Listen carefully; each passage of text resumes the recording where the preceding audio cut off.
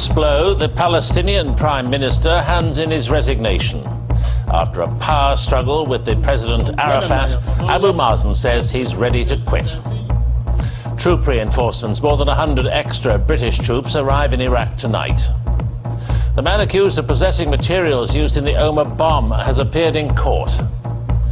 Disneyland derailment. 1 man dies, 10 are injured in a roller coaster accident. A fighting century from Marcus Trescothick as England attempt to reach South Africa's first innings total. On the Euro trail, Wales prepare to take on the mighty Italians, and a boost for England. Beckham will lead them out against Macedonia.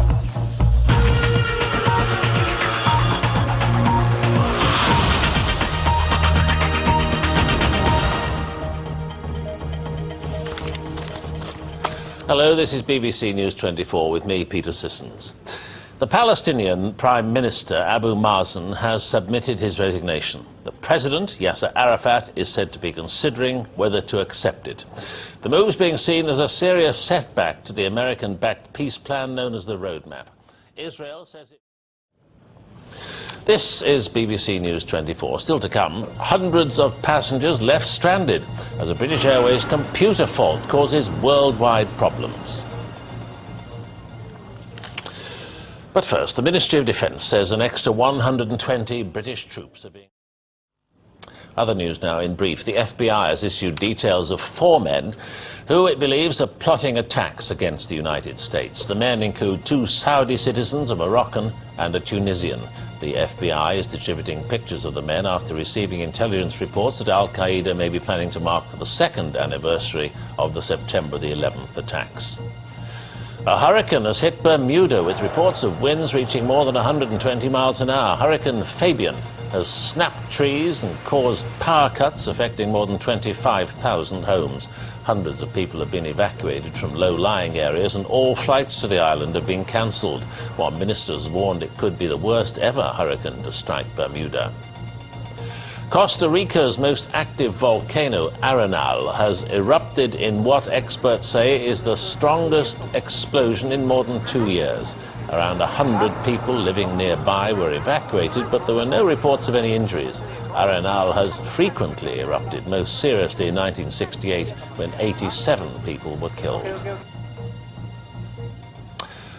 A 34-year-old unemployed electrician who was arrested earlier this week by detectives investigating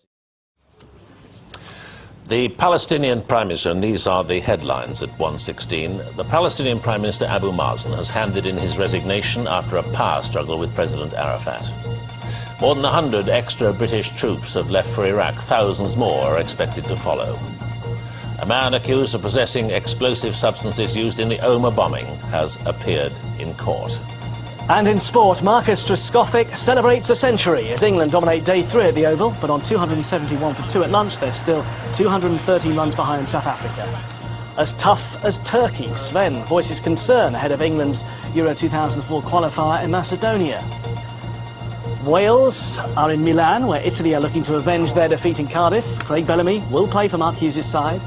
It's also a big day of Rugby Union. World Cup warm-ups in 50 minutes' time. Scotland kick off against Ireland at Murrayfield, then later it's England versus France. I'll have the sport in detail in half an hour for you. Mike, thank you. This is BBC News 24. Still to come. A man dies after a roller coaster ride derails at the Disneyland theme park in California.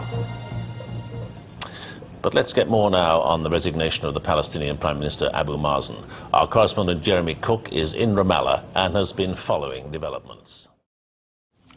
This is BBC News 24. Still to come, the chattering classes, the push to make more primary school children learn a foreign language. But we'll take the weather first from Philip Avery. Hello once again. Perhaps the apples in your garden.